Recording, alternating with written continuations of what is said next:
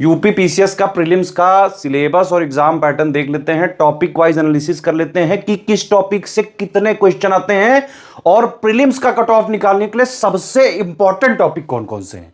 सबसे पहली बात तो ये कि भाई प्रीलिम्स का जो पेपर होता है वो दो स्टेज में होता है। पहला पेपर को बोलते हैं जीएस, दूसरे को बोलते हैं सीसेट। ठीक है, जीएस में क्या आता है? History, polity, geography, economy, science, environment, current affair, UP special, miscellaneous. ठीक है, जनरल स्टडीज। ठीक, 150 इसमें क्वेश्चन आते हैं, 200 नंबर का ये पेपर होता है, 1/3 इसमें निगेटिव मार्किंग होती है और इसी पेपर पे कट ऑफ बनता है। इसी से आप सिलेक्ट होके मेंस एग्जाम में जाते हैं। ठीक है, मेंस 1500 नंबर का होता है प्लस 100 नंबर का इंटरव्यू होता है, तो 1600 नंबर से फाइनली कोई भी एसडीएम डीएसपी बन सकता है। ठीक, दूसरा पेपर कौन सा है? सीसेट। इसमें 5 टॉपिक होते हैं, Hindi, English, interpersonal skill, aptitude और रीजनिंग। ठीक है, इसमें आपको सिर्फ और सिर्फ 33% नंबर सीसेट में आपको लाने पड़ते हैं, क्वालिफाई करना पड़ता है। 200 में 66 नंबर इसमें लाने पड़ते हैं, तभी जीएस का पेपर आपका चेक होता है।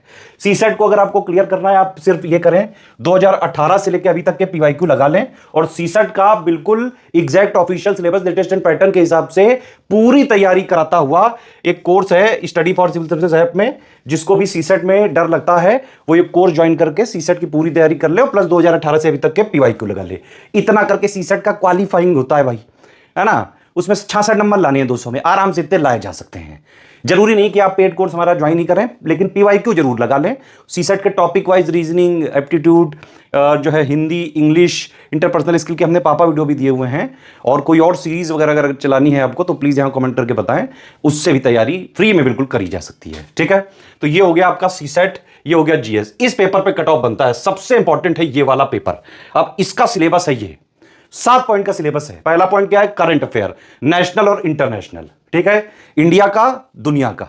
ठीक, history of India and Indian national movement. इसका मतलब यह है बेटा, कई लोग सोचते हैं कि सिर्फ मॉडर्न जरूरी है, थल में मॉडर्न पलुंदा थिल्प, एंथियन तो देवल में तुथ नहीं आता है ना भाई, ये गलती ना करना। 2024 का पेपर आप देखिए, 2023 का पेपर देखिए, 22 का देखिए, आप ये पाएंगे कि ancient is equally important to medieval, is equally important to modern. तो यानी कि हिस्ट्री में तीनों पार्ट जरूरी हैं, कम ज्यादा कोई नहीं, बराबर से तीनों जरूरी हैं। कभी कभार हो सकता है कि मॉडर्न के ज्यादा हैं, लेकिन कभी यह भी हो सकता है कि एंशिएंट के ज्यादा आ जाए, मिडिवल के ज्यादा आ जाए, मॉडर्न से भी हुआ है। भी लेटेस्ट के जो है आप देखें जरूर पीवाईक्यू कितना जरूरी है। सिर्फ जो नया पैटर्न वाला है 2018 से अभी तक के जीएस और सीसेट के, मेरे हिसाब से इतना पीवाईक्यू बस काफी है, क्योंकि आजकल पैटर्न एकदम डायनामिक पे चल रहा है। 25 साल 30 साल ये पीवाईक्यू लगाने की कोई जरूरत नहीं है। आप उतने हल्के फुल्के सवाल पूछे नहीं जाते हैं बेटा, है ना। तैयारी अगर आपको सिर्फ जीवन भर करते रहना तो आप 50 साल के लगा डालो भाई। प्री में आपको यह समझना पड़ेगा कि सबसे कठिन स्टेज है ये प्री। आप समझ रहे हो, 6-7 लाख लोग इसमें बैठेंगे और मैक्सिमम कितने लोग हो सकते हैं प्री में? ज्यादा से ज्यादा 14-15 हजार, बस भाई 15 लोग लिए जाते हैं, सीटें ज्यादा ज्यादा 1000 हो गई, तो 15,000 से ज्यादा लोग थोड़ी ना बैठेंगे। तो सबसे कम सक्सेस रेशियो है प्री में। इसको इतना लाइटली मत लिया करें। जो चीज जरूरी है, जितनी जरूरी है उतनी पढ़नी पड़ेगी, नहीं तो नहीं क्लियर होगा। अगर प्रीलिम्स से क्लियर नहीं हुआ तो आपका ये मेंस, इंटरव्यू, ये सब टिकट कर गया, खत्म उस साल का सफर। फिर नया जो है, फिर से अगले साल जब वैकेंसी आती है फिर से चालू करना पड़ता है ना। तो प्रीलिम्स को कतई लाइटली ना लें। जीएस पे जो है कट ऑफ बनेगा, लेकिन सीसेट को भी क्लियर करना है, 33% नंबर लाने हैं, क्वालीफाई करना है, ध्यान रखना। तो प्रीलिम्स का जीएस का सिलेबस ये है। पहला करंट, फिर मैंने बताया history of India, Indian national movement, लेकिन इसमें एंशिएंट, मिडिवल, मॉडर्न तीनों इक्वली इंपॉर्टेंट है, ध्यान रखना ये बात। फिर है इंडिया और वर्ल्ड की ज्योग्राफी, ज्योग्राफी में इंडिया की भी विश्व की भी। ठीक है, पॉलिटी एंड गवर्नेंस है नेक्स्ट टॉपिक। फिर है इकोनॉमिक एंड सोशल डेवलपमेंट, जिसमें ज्यादातर करंट अफेयर वगैरह के सवाल आते हैं, बजट, इकोनॉमिक सर्वे से जो है सवाल आते हैं, प्लस इकोनॉमी की न्यूज से आते हैं। ठीक है, environment and ecology, general issues लिखा है इसमें, बायोडाइवर्सिटी वगैरह, बायोडाइवर्सिटी, एसडीजी वगैरह बड़ा इंपॉर्टेंट टॉपिक है इसका। इन्वायरमेंट में एक एसडीजी की ट्रिक है, पंडित जी वाली ट्रिक मैंने बताई, उसको देख लेना बेटा। हर बार उस ट्रिक से कम 2 सवाल आते ही आते हैं, आप देख लीजिएगा उसको एक बार भाई, देखना इस टॉपिक को। एक और टॉपिक में बता दे रहा हूं, कैपिटल, जितनी भी वर्ल्ड में कंट्री हैं उनका नाम और उनकी कैपिटल। अजीब सी कंट्री कोई पूछते हैं, जिसकी कैपिटल पूछ लेते हैं। एक क्वेश्चन आ जाता है इसमें प्री में भाई। प्री जो है फैक्ट्स, डेटा, इसी का खेला है। प्रीलिम्स में स्टैटिक्स से ज्यादा जो है जरूरत होती है यूपी पीसीएस के फ्लेवर वाले क्वेश्चंस को लगाने की। यूपी पीसीएस कहां पे अपना अटेंशन दे रहा है, आप समझ रहे हो। ये नहीं कि बस जो है जो लिखा है सिलेबस में वो सिंपली जो है उसका स्टैटिक वाला पढ़ लिया। भाई स्टैटिक को करंट से जोड़ना पड़ता है। सिर्फ करंट अफेयर ही करंट का टॉपिक नहीं होता है। कई बार हिस्ट्री या आर्ट एंड कल्चर का कोई चीज मान लो न्यूज में है तो उसका स्टैटिक वाला पूछ लेते हैं, आप समझ रहे हो। ये लिंक करते हैं इसीलिए। इवन आजकल प्रीलिम्स में सवाल कैसे आने लगे हैं, करंट मान लो ऑबिटोरी हुई भाई, अक्टूबर में कोई जो है किसी की डेथ हो गई भाई, नवंबर में हो गई, दिसंबर में हो गई, है ना, सितंबर में भी हुई थी मान लो किसी की। अब इसमें 4 वो दे देंगे, कह देंगे क्रोनोलॉजी में लगाओ। ऐसे क्वेश्चन, मतलब ये जरूरी नहीं कि आप पूरा पेपर करें। प्रीलिम्स में भाई पूरा पेपर नहीं करना होता है जीएस वाला। उसमें कट ऑफ निकालने के लिए ज्यादा से ज्यादा आपको 95 प्लस नेट में करने हैं बस। ठीक है, वो अभी मैं बता रहा हूं कैसे करते हैं। ठीक है, तो यहां ये ध्यान रखें कि करंट में तो करंट है ही, हिस्ट्री को भी करंट से जोड़ देते हैं, पॉलिटी को भी करंट से जोड़ देते हैं। कोई राष्ट्रपति का इलेक्शन हो गया, वाइस प्रेसिडेंट हो गया इलेक्शन, कोई पॉलिटिकल इवेंट हो गई, कोई कॉन्स्टिट्यूशनल अमेंडमेंट आ गया, है ना, कुछ भी ऐसा जो यूनिक हो गया उसको जोड़ देते हैं, जो है जो भी करंट हुआ है उसका स्टैटिक पूछ लेते हैं। इकोनॉमी में 70-80% करंट घुसा हुआ है। इन्वायरमेंट में कम से कम 50-60%, वही जो लेटेस्ट में करंट, भाई इनका क्या है, एक तो रामसर साइट बढ़ती जा रही है भाई, पता नहीं कितनी बढ़ जाएंगी। मैं तो कहता हूं जो भी है वेटलैंड वगैरह सारे को एक साथ कर दो। हर बार जो है ये स्टूडेंट को तकलीफ देना, हर बार 4 जुड़ गए, 5 जुड़ गए, 6 जुड़ गए, है ना भाई, आदमी उब जाता है फिर। तो इसलिए, लेकिन भाई ये करना पड़ेगा, प्री निकालना है तो करना पड़ेगा, है ना। साइंस, अब साइंस में क्या है कि भाई पहले इसमें जनरल साइंस से सवाल आते थे, फिजिक्स, केमिस्ट्री, बायोलॉजी से। अब इसमें करंट भी लिंक किया जाने लगा है, तो इसीलिए प्रीलिम्स में भी साइंस एंड टेक्नोलॉजी पे आपको फोकस करना पड़ेगा बेटा। जनरल साइंस पे भी फोकस करना पड़ेगा प्लस करंट अफेयर पे भी। ठीक है, तो ये प्रीलिम्स का जीएस का सिलेबस है। इसी पर जो बेस्ड पेपर आएगा, 150 क्वेश्चन आएंगे, 200 नंबर का आएगा, 1/3 उसमें निगेटिव मार्किंग है, उसमें आपको 95+ लाने हैं नेट में। कट ऑफ अगर निकालना है, सेफ साइड रहना है, टारगेट उसके लिए बनाना है सेफ साइड रहने के लिए कम से कम 105+ का, तब जाके कहीं 90-95+ आ पाएंगे। ठीक है, उसके लिए टॉपिक वाइज एनालिसिस है। इसका मतलब यह कि सबसे जरूरी ऊपर है, उससे कम जरूरी, उससे कम जरूरी, इस तरह से मैंने लिस्ट बनाई हुई है। ठीक है, यहां पे आप एक चीज नोट कर रहे होंगे कि प्री में यूपी स्पेशल प्रेफरेंस लिस्ट में सबसे नीचे रखा गया है। आप देखो प्री में कहीं यूपी का नाम है कहीं नाम? भाई सिलेबस में ही नहीं लिखा है इन लोगों ने प्री में। इसीलिए प्रीलिम्स में यूपी स्पेशल से मैक्सिमम 6, 7, 8 सवाल आते हैं, उसमें भी 3-4 सवाल जो है बजट करंट अफेयर से हो जाते हैं, budget current affair economic survey से। इस बार इकोनॉमिक सर्वे रिलीज किया है तो 5-6 सवाल के आसपास मुझे बिल्कुल अनुमान है बजट इकोनॉमिक सर्वे से जो है मिला के पूछ सकते हैं, क्योंकि इकोनॉमिक सर्वे यूपी में हर बार नहीं आता है। ठीक, तो टॉपिक वाइज ये लिस्ट है। सबसे पहला और इंपॉर्टेंट टॉपिक क्या है? Current affair. करंट में कितने सवाल आ जाते हैं? 35 से 38 सवाल तक आ जाते हैं बेटा, आपको पता है बात। उसमें 28 से 30 सवाल होते हैं national plus international current affair, 3 से 5 सवाल तक हो जाते हैं यूपी स्पेशल, है ना, और 4 से जो है 5 आप ये समझ लीजिए मोटा मोटा इकोनॉमी से। तो 38 से 40 सवाल आते ही आते हैं, कभी कभार जो है कम भी आ जाता है तो 35, मतलब सबसे ज्यादा वेटेज है आपका करंट अफेयर का। इसको इग्नोर कर दिया प्रीलिम्स में जो है, प्रीलिम्स का कट ऑफ निकालना मुश्किल हो जाएगा भाई। तो सबसे पहला, सबसे इंपॉर्टेंट कवर कैसे करना है? Simply study for civil services का मंथली करंट अफेयर पढ़ लो भाई, नवंबर 2025 से लेके नवंबर 2026 तक का देख लेना। बल्कि 6 दिसंबर को पेपर है, उसके हम 25 दिन पहले एक आपको पापा वीडियो दे देते हैं करंट अफेयर का। जितना भी प्रीलिम्स के लिए जरूरी है सब कुछ एक जगह कंपाइल करके, यूपी का भी और पूरा टोटल वाला इंडिया इंटरनेशनल का भी, उतना देख लेना, है ना। मंथली अभी देख डालो, मंथली प्लेलिस्ट दी हुई है, स्टडी फ्री में दी हुई है, सारे वीडियो देख डालो। एक होता है, मतलब वीडियो कितने घंटे का होता है भाई? 1 घंटा 30-40 मिनट के आसपास होता है। उसमें शुरू में सेक्शन वाइज होते हैं, वो भी पढ़ना है, फिर उसके एमसीक्यू दिए होते हैं, वो भी पढ़ना है। पूरा वीडियो कॉम्प्रिहेंसिवली कवर करिए, हो सके तो 3 पन्ने के नोट्स बना लो। टॉपर की यही हैबिट होती है।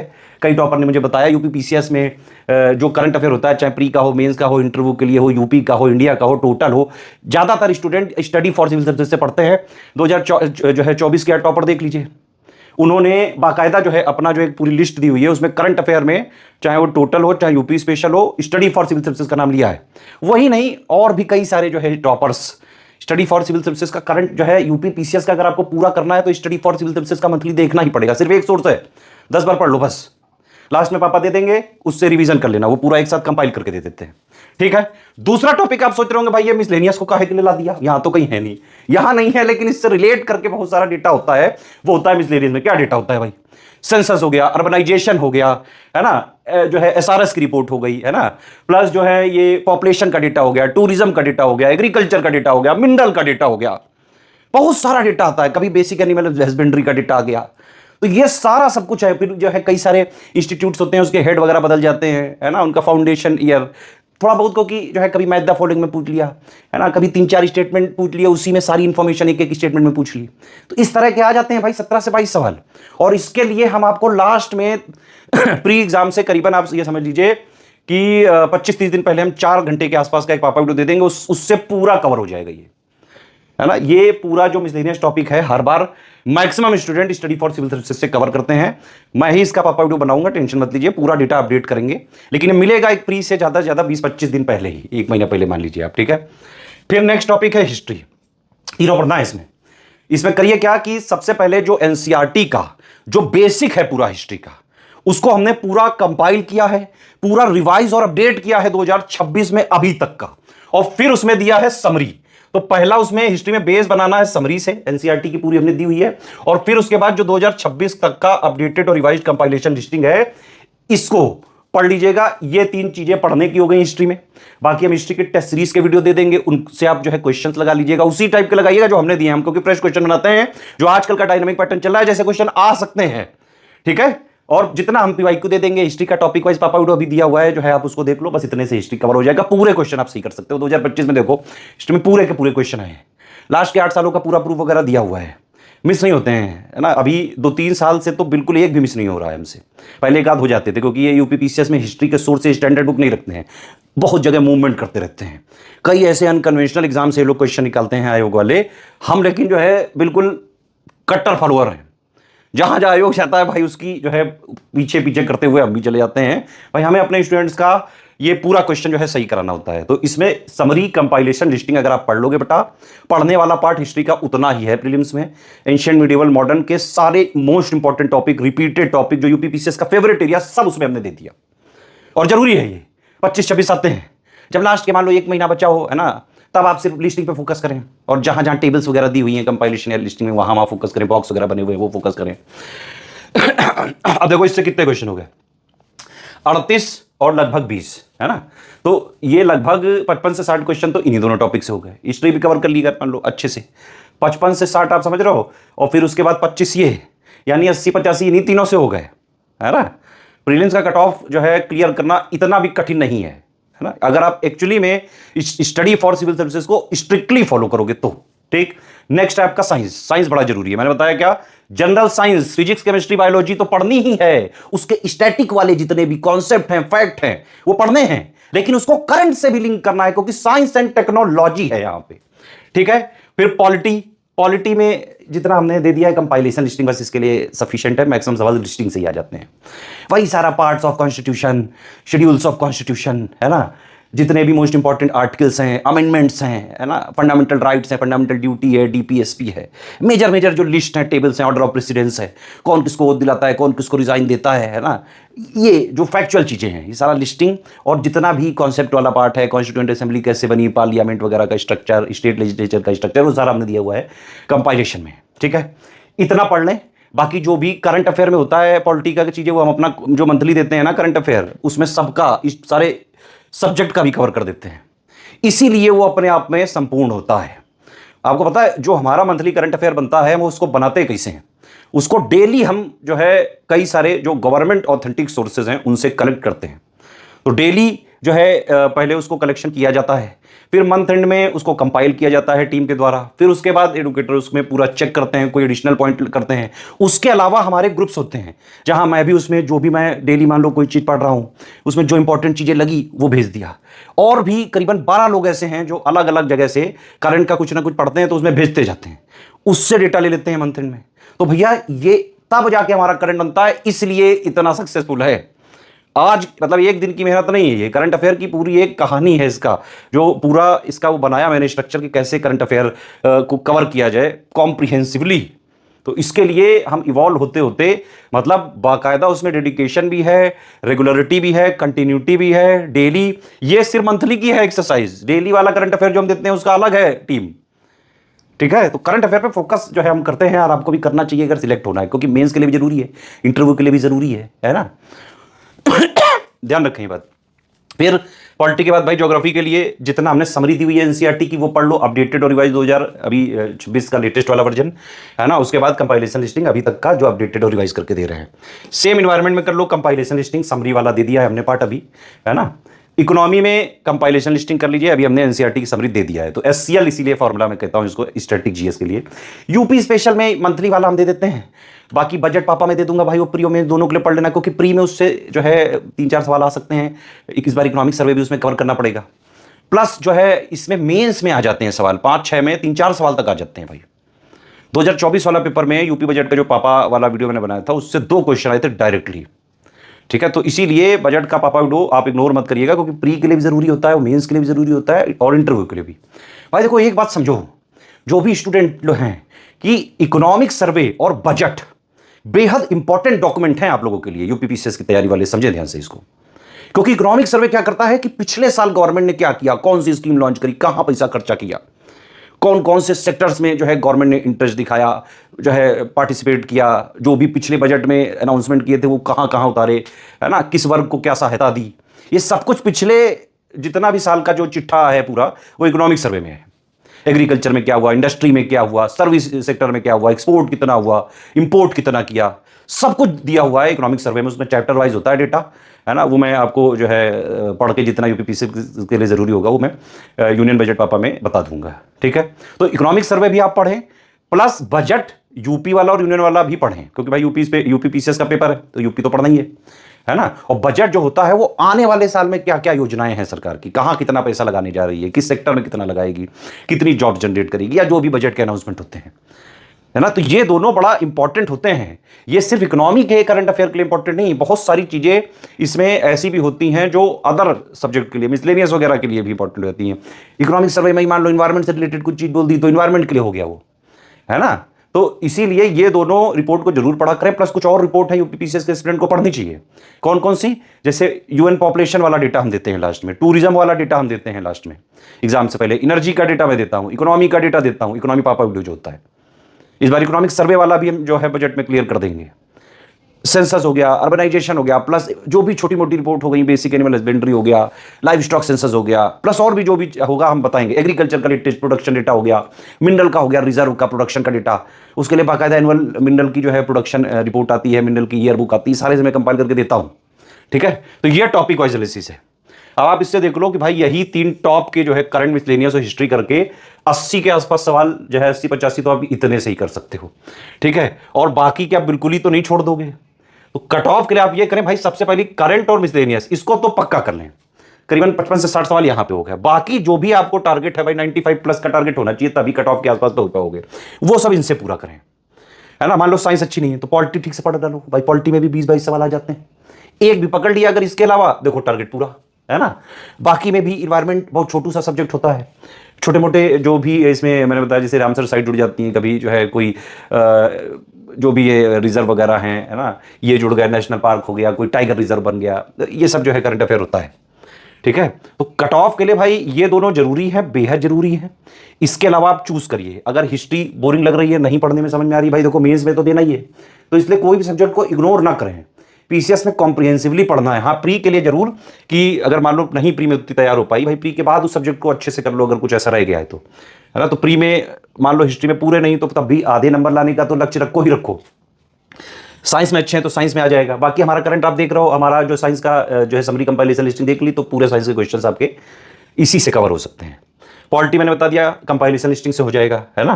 तो इस तरह से ये टॉपिक वाइज एनालिसिस है, एक बार इसको जरूर देखें। और ये आप समझें फाइनली कि भाई प्री में कट ऑफ निकालना है जीएस वाले पेपर से, टारगेट रखना पड़ेगा आपको 105 प्लस का, तब जाके कहीं 95 अगर आपके आ गए, 90 से 95, और सीसेट में आपने 66 नंबर लाके 33% लाके क्वालिफाई कर लिया, तो आपका प्री का कट ऑफ आराम से क्लियर हो सकता है। और इसके लिए आपको करना क्या पड़ेगा, करना यह पड़ेगा कि पढ़ाई आपको करनी पड़ेगी स्टडी फॉर सिविल सर्विसेज की, जो अपडेटेड और रिवाइज्ड समरी है, बेस बनाए एनसीईआरटी बेस्ड है, इसमें जो बेसिक बुक्स हैं उनका ये समरी है। उसके बाद जो अभी तक का अपडेटेड और रिवाइज्ड कंपाइलेशन लिस्टिंग से पढ़ाई कर लो। ये बस इतना हो गया पूरा प्रीलिम्स का जीएस पेपर कवर, ठीक है। इसके अलावा जो हम मिसलेनियस अपडेट देंगे एग्जाम से करीबन 25-30 दिन पहले, वो भी हम पेड ग्रुप में उसकी पापा पीडीएफ दे देंगे, करंट अफेयर की पापा पीडीएफ भी दे देंगे, है ना, पेड ग्रुप में, प्री वाले 6,500 या 9,000 वाले में, है ना। और प्लस जो भी और डेटा होगा, एनर्जी का डेटा, है ना, कोई और डेटा अगर हमको लगता है लास्ट में, तो हम एग्जाम से पहले दे देते हैं 15-20 दिन पहले उसी ग्रुप में। ये पढ़ना है यहां से, सिर्फ आपको प्रैक्टिस करनी है एससीएस की पेड क्विज से, डेली प्रैक्टिस करें क्योंकि हैबिट बन जानी चाहिए। एग्जाम का दिन कोई खास नहीं लगना चाहिए सिर्फ यही लगना चाहिए कि भाई जैसे डेली पेड क्विज लगाते हैं या टेस्ट सीरीज लगा रहे हैं, वहां भी आपको यही लगना चाहिए कि एससीएस की पेड क्विज या टेस्ट सीरीज लगा रहे हैं। इसीलिए हम हर आयाम के क्वेश्चंस देते हैं, हर आयाम के क्वेश्चंस की प्रैक्टिस कराते हैं और सिलेबस को 3 आयाम पे खत्म करते हैं। पढ़ाई वाला ये दे दिया SCL, summary compilation listing updated revised, ठीक है। प्रैक्टिस के लिए, डेली प्रैक्टिस के लिए, हैबिट बनाने के लिए पेड क्विज करवा दी, उसी टाइप के क्वेश्चन की जैसे आयोग में पूछे जा रहे हैं या पूछे जा सकते हैं। फिर सिलेबस का तीसरा आयाम क्या है, पूरे सिलेबस को जो हमने एससीएल के फॉर्म में दिया था वो क्वेश्चन आंसर फॉर्म में टेस्ट सीरीज में दे दिया। 35 टेस्ट सीरीज देते हैं टॉपिक वाइज और फुल लेंथ वाली। बस इससे पढ़ लो एससीएस की समरी कंपाइलेशन लिस्टिंग से, प्रैक्टिस कर लो पेड क्विज टेस्ट सीरीज से, आराम से ये तीन चीज करके प्री का कट ऑफ निकाला जा सकता है।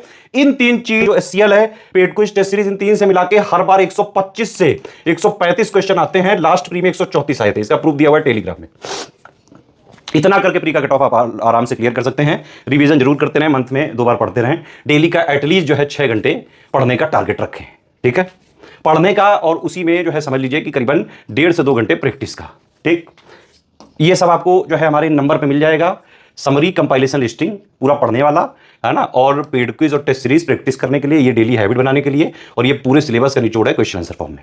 सिलेबस को 3 आयाम पे हमने कवर कर दिया, पढ़ा भी दिया वही चीज, डेली भी प्रैक्टिस करा दी, और ओवरऑल जो है मोस्ट इंपॉर्टेंट क्वेश्चंस के माध्यम से सारा जो है दे दिया आपको स्टैटिक डायनामिक को लिंक करके, ठीक है। इसमें आराम से मैंने बताया 125 से 135 क्वेश्चन डायरेक्टली आ जाते हैं। पिछली बार 134 आए थे, प्रूफ दिया हुआ है टेलीग्राम में।